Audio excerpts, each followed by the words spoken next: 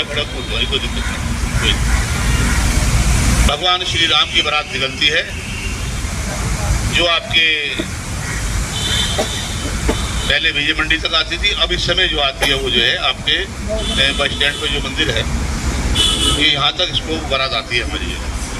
और इसमें लगभग जो है बारात के पहुँचने में जो है रात्रि के 2:30-3 बज जाते हैं जी, जो कि बड़ा आयोजन होता है। और दोपहर को 3 बजे से जो है भगवान राम की तिलक जो है होने शुरू हो जाते हैं पुराने रामला ग्राउंड से, जो कि हमारी परंपरा ऐसी है उसी समय से कि घर घर तिलक होते हैं। जैसे इसको जो है भगवान का, अब आप देखेंगे तो आप भी देख के करेंगे, हाँ वास्तव में ये जो 100 साल पुराना जो हम जमाने की बात सुनते थे, वो जमाना आपको जो पुरानी रामलीला में देखने को मिलेगा। ऐसी हमारी परंपरा है। और सबसे अच्छी बात यह है कि ये मुरादनगर है, ये हिंदू मुस्लिम दोनों समुदायों का मुरादनगर है। और आज तक जो हम देखते आए हैं, हमारे दोनों समुदायों में जो है आपसी समन्वय बना हुआ है। जो मिसाल जो लखनऊ तक है, क्योंकि अगर मैं बोलूँगा तो मुझे टाइम भी लगेगा, मैं पूरी कहानी बता दूंगा इसकी आपको जो है। तो उस जमाने में विश्वनाथ त्यागी हुआ करते थे विधायक जो है। तो एक समय ऐसा आया, इधर तो हमारा भरत मिलाप था, हम शॉर्ट भी कर रहा हूँ इसलिए, हाँ इसलिए ताही निकल ली,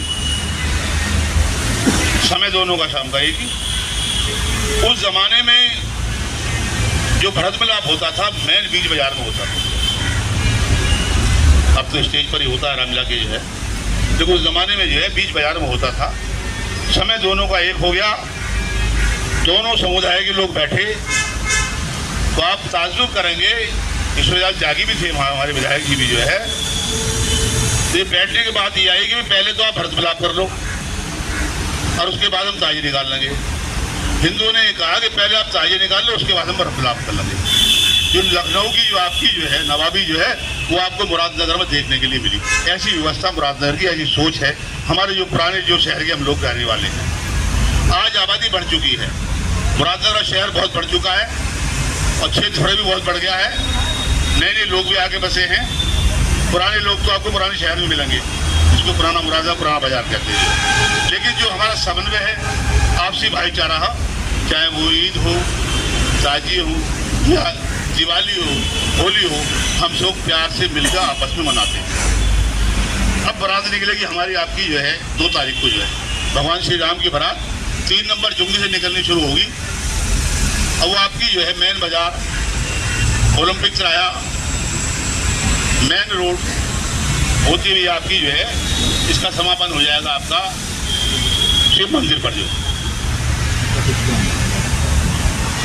मैं समझता हूँ कि एक लंबा चार्ट भी आपके पास है व्यवस्था का जो है, और सभी लोग जो इसमें सहयोग करते हैं। और आपको आप ताज्जुब करेंगे कि मुसलमान भी आकर के वो रामलीला देखते हैं, बारात भी देखते हैं।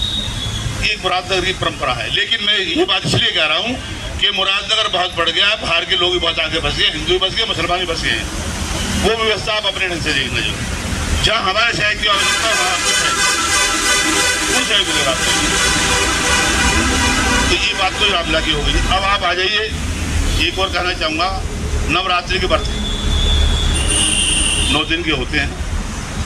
विसर्जन होता आपका गंगनहर पे, और मुरादनगर गंगने के ऐसा स्थान बन चुका है जहाँ NCR के लोग ये विसर्जन करने के लिए आते हैं। सबसे पहले तो मैं अपनी बात को रोक के कह दूँ कि अभी गणपति विसर्जन हुआ था, जो आपने व्यवस्था की थी DCP साहब और थाना अध्यक्ष महोदय, दोनों को कह रहा हूँ आपको, क्योंकि मैंने जो देखा आप लोगों को जो है आपकी व्यवस्था थी वो अच्छा, वो इतनी अच्छी व्यवस्था थी कि कोई ट्रैफिक जाम नहीं हुआ। उसके लिए पुलिस प्रशासन पूरा धन्यवाद का पात्र। ऐसी व्यवस्था जो कि नवरात्रि के बाद विसर्जन होगा, उससे अगले दिन दशहरा भी है, दशहरे तक विसर्जन चलता है जो है। तो हमारा ये अनुरोध है, जैसी व्यवस्था आपने जो है जो साहब आपसे अनुरोध है कि जो व्यवस्था आपने जो है गणपति विसर्जन में की है, ऐसी व्यवस्था जो है आप उसमें भी रखें। तो चूँकि आपकी प्रशंसा बहुत हो रही है, जी मैं आपको बता दूँ, लोग कह नहीं रहे हैं लेकिन जो व्यवस्था आपने की है, जिस ढंग से आपने कोई कोना ऐसा नहीं छोड़ा है जहाँ आपने फोर्सन लगाई हो और उसका परिणाम ये हो कहीं जाम नहीं लगा, जो बहुत शांतिपूर्ण ढंग से जो है कार्य हुआ। लाखों की संख्या में लोग यहाँ विसर्जन करने के लिए आए थे। तो मेरा तो सिर्फ इतना कहना है, और एक क्योंकि यहाँ नगर पालिका का कोई है नहीं, कि नगर पालिका के लिए मैं एक बात कहना चाहूँगा आपसे जो है कि जिन पोलों पर जो हमारे लाइट नहीं है उन पर तो लाइट लगाई जाए, और जिन पोलों की लाइट बंद पड़ी हैं क्योंकि महिलाएं आती हैं हमारा ये धन्यवाद।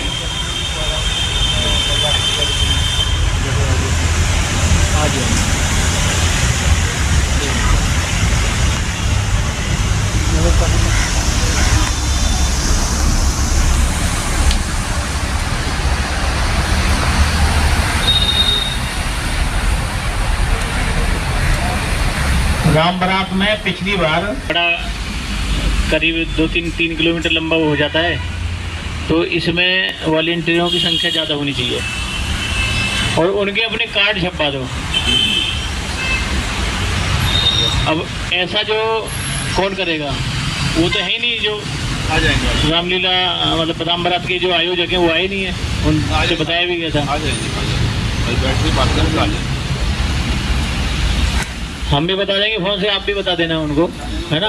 बनवा रखे हो नहीं, वो पिछली बार भी नहीं बनवाए थे, अब की बार हैं। और इसके अलावा अच्छा ये बनवाए हैं हम, ये ठीक है। हाँ, तो इस तरीके के कार्ड बन जाएंगे तो रूट व्यवस्था में वो हमारा जो है बहुत ज़्यादा सहयोग करेंगे। फिर हम भी पहचान लेंगे कि ये हमारा ही छोटा भाई है, ठीक है ना। और रात को टाइम को ज़्यादा खींच जाते हैं। हाँ, ये बता देना राम बारात जो है 12 से ऊपर ना हो बिल्कुल भी। नहीं, बारात की तो बात कर रहा हूँ मैं। 12 बजे से के बाद में तो फेरे फिरने लगते हैं। बारात तो 12 बजे तक ही हो जाती है।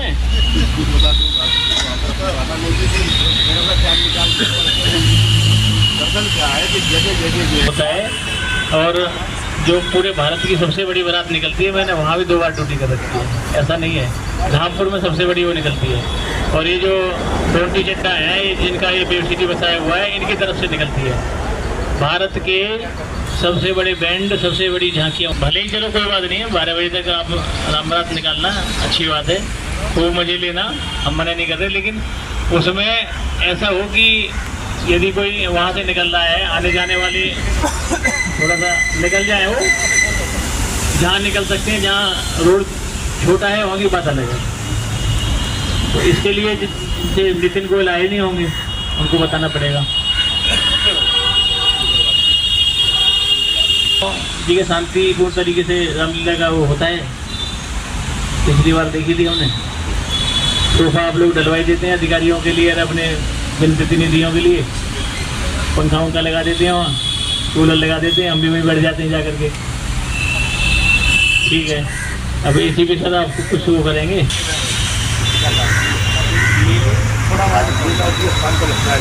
कितने महीने लग जाते हैं?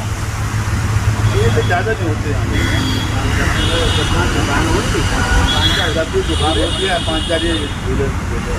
ज़्यादा लंबा झूले लगते हैं। हाँ, ग्राउंडों में लगते हैं, ग्राउंड लगते हैं।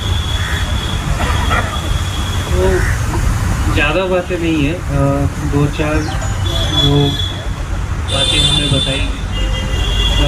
जैसे कि सबसे ज़रूरी है कि मुझे लोगों से वॉलंटियर चाहिए। ऐसे जैसे बता रहे हैं कि 5 बहुत कम है, हमें तो बताया गया है कि जहाँ जहाँ मूर्तियाँ हैं वहाँ पे भी हमें 2-2 वॉलंटियर चाहिए। और उसके अलावा बड़ी रामलीला है, फिर अपनी दूसरी वाली है, टंकी रोड वाली है, तो हमें उसमें वॉलंटियर चाहिए ताकि जो कि रात में जगह रात में रहे। और एक हम बाकी फिर से बात करेंगे विद्युत विभाग और सारे विभागों के साथ बैठ के अलग मीटिंग होगी, वो भी उतनी ही ज़रूरी मीटिंग होगी ताकि आपसी समन्वय बने, उनसे बात हो।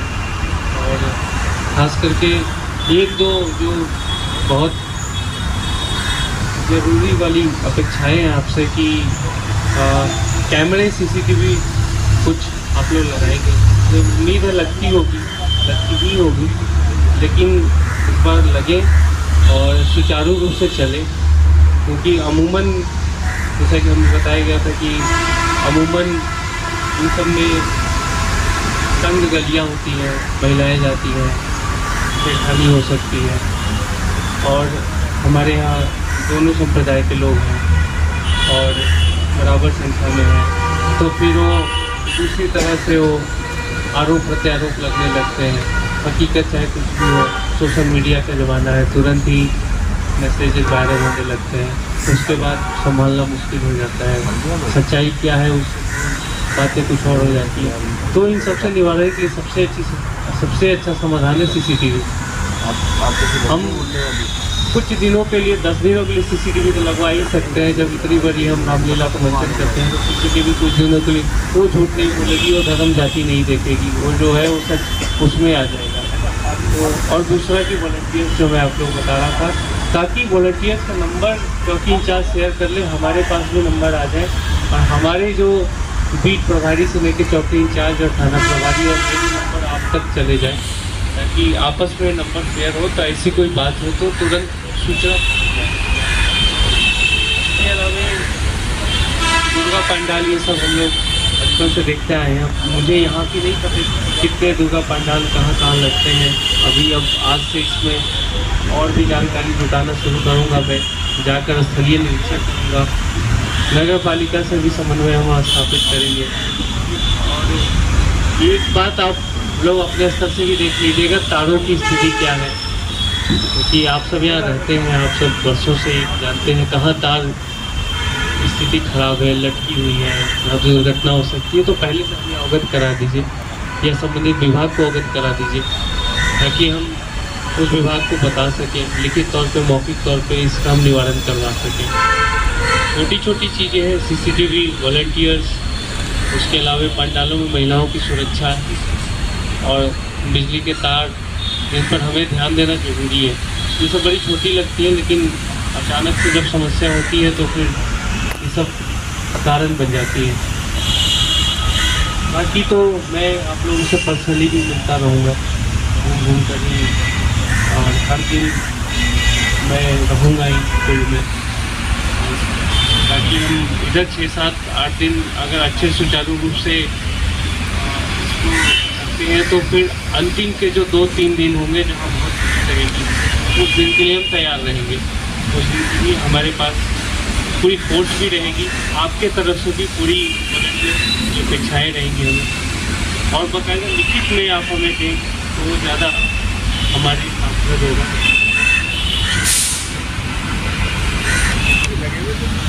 कोई बात नहीं, कम लगवाएंगे तो हम लगवा देंगे, किराए पे हमने ढूंढ लिया है। अब की बार कापड़ में भी हमने लगवाए थे, ठीक है। पेमेंट आपसे ले लेंगे, कोई बात नहीं है।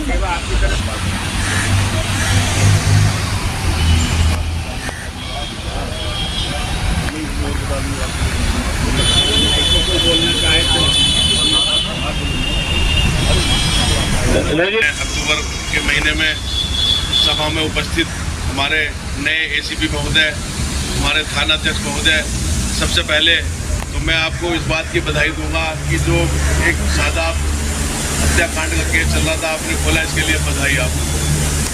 दूसरी घटना एक हमारे यहाँ एक बिल्कुल नई घटना हुई थी साहब। हम भी खेती पेशा लोग हैं, हमारे भाई भी देहात से बैठे हैं, व्यापारी भी हैं, देहात से आए बंधु भी हैं हमारी जो है साहब घसियारी, हमारी धी बेटी जो जाती है उनके साथ भी 2 एक घटना कुंडल लूट की हुई थी, जो मुरादनगर की पहली घटना है साहब। उसके लिए भी हम पूरी आपकी प्रशंसा करते हैं। आपने खोला, वास्तव में हम मन से आभारी हैं आपकी पुलिस जो है आपके कुशल निर्देशन में बढ़िया काम कर रही है। और मैं साहब को आश्वस्त करना चाहूँगा कि हम अपने परंपरागत त्यौहार, अपनी परंपराओं में रहते हुए अपने बड़े समाज को जो सहयोग कर सकते हैं उसी सहयोग के अनुसार, अपनी परंपराओं के अनुसार, अपनी परंपराओं में रहते हुए मनाएंगे और पूरा सहयोग करेंगे। जय हिंद, जय भारत, खुदा हाफिज़। आपको बधाई देता हूँ, आप यहाँ आए और आपने जो है यहाँ देखेंगे मुरादनगर, अभी विशा जी ने बताया था, लखनऊ तक इसकी गूंज है। दोनों यहाँ धर्म के लोग रहते हैं और आपस में सब मिलजुल कर रहते हैं, कहीं कोई ऐसी बात ही नहीं है। और बाकी आपकी पुलिस बढ़िया काम कर रही है, बढ़िया गश्त लग रही है, सब खुशी है। बस थोड़ी सी एक हुआ है परेशानी। लोग जो हमसे शिकायत करते हैं, अभी जो ट्रैफिक वाले हैं, ये किसी चलती गाड़ी का, किसी का मोटरसाइकिल का वैसे ही चालान काट देते हैं। किसी पे नंबर है उसका भी चालान है, जिसका नहीं है उसका तो अगर कटेगा ही कटेगा। लेकिन कई आदमी ने मुझे सूचना दी, अगर जग जी ऐसा हुआ, हम गाड़ी खड़ी थी साइड में और हमारा फ़ोटो खींच लिया, कोई गाड़ी चलती गई है इस पर ट्रैफिक वालों की, अब हमारा फ़ोटो खींच लिया। अब उसका चालान हुआ या ना हुआ वो तो पता लगेगी बाद में, लेकिन उसमें भी थोड़ा सा इसी विषय विचार करें, ऐसा ना करें, जनता को परेशानी ना करें। तो बाकी सब बढ़िया चल रहा। पिछले समय में वो कैमरे भी लग जाएंगे, तो आप लोगों को आदत डाली जा रही है कि हेलमेट लगा करके चलो। जो हेलमेट लगा करके नहीं चलता है उसका चालान होता है चलती गाड़ी का। और हाँ, और दूसरा जो है रॉन्ग साइड भी ना चलें। रॉन्ग साइड कई एक्सीडेंट हुए हैं और वो ख़त्म हो जाते हैं, फिर वो परिवार बड़ा दुखी होता है। और बहुत सा तो ऐसा होता है कि उसका परिवार ही उजड़ जाता है, वही कमाने वाला होता है। और कई एक्सीडेंट यहाँ भी और यहाँ से पहले भी हम लोगों ने ये देखे कि डेथ नहीं होती। हेलमेट के बिना बाइक पे चलने से और यदि एक्सीडेंट हो जाता है तो 90% मौत के चांस बढ़ जाते हैं। और यदि सही कंपनी का हेलमेट है, सही तरीके से लगा रखा है, एक्सीडेंट हो गया तो 99% बचने के चांस रहते हैं। हमें जब दुख होता है, हम जब किसी डेड बॉडी को उठा करके उसको इकट्ठा करके वो पोस्टमार्टम के लायक भी नहीं रहती है, तब हम उसे भेजते हैं, तो हमें इस बात का दुख होता है। हमें फिर गुस्सा भी आता है कि जो बिना हेलमेट चलते हैं और हमारे पास में कुछ नहीं है, चाहे ट्रैफिक पुलिस है या हमें धमकाने का ये तरीका है कि उनका चालान करें, कम से कम शर्म आएगी। अभी तो कई लोगों के हम देखते हैं चालान की वो जो है 10-10, 12-12 चालान है, उन्होंने चालान भरा ही नहीं है। फिर अब ये भी वो है कि जिसके ज़्यादा चालान है एक निश्चित वो फिर उसकी बाइक सीज कर दी जाएगी। जब तक चालान जमा नहीं करेगा तब तक बाइक नहीं दी जाएगी। तो हेलमेट तो ज़रूर पहन के चलें। यदि आपका हेलमेट, आपके सर पे हेलमेट है ना, तो अपराधी भी ऐसे निकल जाता है, फिर उसको पुलिस कम ही चेक करती है। आप ही देख लो। और रही बात इस बात की कि जैसे जानने वाले हैं, जैसे मुरादनगर वाले हैं, और मुरादनगर के सब जानने वाले हैं, और ये भी हेलमेट इस वजह से 10% हेलमेट लगा करके नहीं चलेंगे तो फिर गलत है ना। फिर एक बार हम भी कह देंगे भाई चलो कोई बात नहीं है, नेक्स्ट टाइम में हेलमेट लगा करके चलना, 2 बार कह देंगे, 3 बार कह देंगे, लेकिन एक ऐसा है जो हेलमेट लगा करके नहीं चल रहा है, उसका क्या करा जाए। दूसरा, आप पटाखे छोड़ करके चलते हैं। काफ़ी समझाया इन लोगों को, डाटा भी और भी कुछ कार्रवाई करी, लेकिन फिर भी 5-7 लोग ऐसे हैं गाजियाबाद में जो बुलेट पे पटाखे छोड़ते हुए जाते ही हैं। तो इन लोगों के लिए बता देना, जो हेलमेट लगा करके नहीं चलेगा भाई उसके लिए भी बख्शीश नहीं है, और जो पटाखे छोड़ के चलेगा उसके लिए बख्शीश नहीं है। बाकी तो आप लोगों का सभी का मान सम्मान रहता ही है। आप लोग फ़ोन कर देते हैं कि देख लेना ये जो है क्रिमिनल नहीं है, ये ठीक है, तो हिदायत दे करके हम ये भी कह देते हैं भाई नेक्स्ट टाइम में तुम आओगे तो ये कागज़ की पूर्ति करके लाना। और बाकी तुम्हारे रेलवे रोड पे भी एक ट्रैफिक वाले लगवा दिए कॉर्नर पे, 2 लग गए। हाँ मतलब 2 लग गए ना, 2 लग गए। पैदल गश्त भी करती रहती है पुलिस। और बताइए, इसके अलावा बताइए। ये तो बात सही है, लेकिन उसको अच्छा बनाने के लिए पीली लाइन लगवाई गई है। तो अब जो ठेली वाले हैं, ये काम पुलिस वालों का है कि उन्हें पीली लाइन से पीछे रखें। एक समस्या हमारी ये थी, कोई समस्या ये थी, मैं तो साहब लेटर दिया था पेड़ के लिए, तो ये पेड़ हो रहे हैं बढ़ के, ये लोग घर पर गए हुए छत पर, तो इनकी अगर छटाई हो जाए तो उनके घर में कीड़े वगैरह जो जा रहे हैं वे बंद हो जाए। मैंने आपको लेटर दिया था आज से 10 दिन पहले, तो इस चीज़ में भी एक कार्रवाई करी जाए। मेरी 2 समस्या थी। एक बात ध्यान से बैठा लीजिए अपने दिमाग में, नगर पालिका या नगर निगम रोड एक, अरे वो उसकी मैं नहीं कह रहा, मैं तो इनकी वाहनों को, ये ठेली वेली वाले जो पीछे है उनकी बात कर रहा हूँ मैं।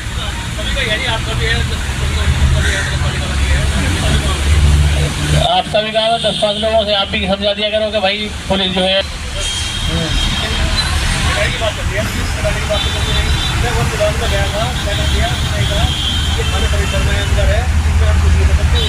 बताना भाई दिमाग जी से, इनके घर का ध्यान रखें जरा, उधर से तो छांट ही दो बिल्कुल। वो कंप्लेंट हमें भी दे देना जरा। नहीं दिया आपने, वो जिन लोगों ने कंप्लेंट करी है वो लेटर नहीं दिया तुमने। इधर आओ, सामने आओ। जो लोग आपसे नहीं, वो केवल आपने लिख करके दिया था। अभी तो कह रहे थे लोगों ने शिकायत की आपसे भाई। हाँ, उनसे भी लिखवा करके ले लो लिखवा करके, ठीक है। कुछ खुद करने में परेशानी होगी, पुलिस को टारगेट करेंगे। जब पुलिस अंग्रेज वाली पुलिस नहीं है तो भाई पुलिस भी बड़ी स्पष्ट कहने वाली है। अब छटवा देंगे हम, बाकी तो काम हम सब करते ही करते हैं, ये भी करवा देंगे हम। अच्छा, और कोई भाई जो है अपने विचार रखना चाह रहे हो तो? जैसे है मतलब आधे में पिंक बूथ हो जाए और आधे में मतलब अपने जो पुलिस कर्मचारी वो बैठे हैं तो ज़्यादा अच्छा रहेगा। पहले भी ऐसे ही था, तो पहले अपराध मतलब ये चोरी वगैरह कम होती थी, अब वो चीज़ बढ़ गई है। लेकिन हालांकि वो पकड़े भी जा रहे हैं जो चोरी कर रहे हैं, लेकिन वो चीज़ गश्त ना होने के कारण वो बढ़ गया। आधा तो दोनों को डिवाइड कर दिया जाए, नहीं तो सर के सहयोग से चुंगी नंबर 3 पे वो पिंक बूथ लगाया गया था। सर ने बहुत सहयोग किया था, लेकिन उसमें पिंक बूथ किसी तरह नाकामयाब रहा। तो या तो वो उठा के यहाँ के मतलब कोई जगह देख के दे जाए, वो ज़्यादा अच्छा रहेगा। वहाँ जितने भी व्यापारी बंधु हैं उनकी दुकान के सामने ही गाड़ी खड़ी होती है, इसलिए वहाँ जाम की स्थिति सी बनी रहती है। पूरे शहर का, आसपास से देहात क्षेत्र का शाम के टाइम वहाँ आते हैं, खरीदारी करते हैं। और रेलवे रोड पर कहीं भी हमने देख लिया है, ऐसी वो नहीं है। एक पिंक बूथ हमने अलग से बनवा रखा है, हम उसको रखवा देते, लेकिन वहाँ नहीं है। जिसके लिए कह रहे थे एक बार कि एक फैक्ट्री बंद है उसके गेट के सामने, तो उन्होंने मना कर दिया कि भाई ये तो हमारा गेट है, यहाँ वो ना रखेंगे। तो कहीं ऐसी जगह ही नहीं है, जगह कम है और वहाँ पर व्यापार हो रहा है ज़्यादा, तो जाम तो लगेगा ही। कंडीशन ये है। रेलवे रोड पर दिक्कत है और उन्हें धमका देते हैं तो वही आ जाते हैं सामने। हाँ, वो सामने आ जाते हैं, जी आप इनसे क्यों कह रहे हो? मतलब वो ये कहते हैं कि भाई इनसे मत कहो, दूसरे वाले से कहो जो हमारे सामने वाला है। तो फिर वही वाली बात होती है, फिर आएगी कंडीशन कि भाई व्यापारियों को धमका दिया। तो हम भी ऐसे ऑटो बच्चों में काम करते हैं,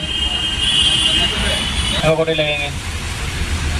तो ये ठेली जो है जो अपने सामने लगवाते हैं, ये सभी को कम से कम आप मीटिंग में तो आए,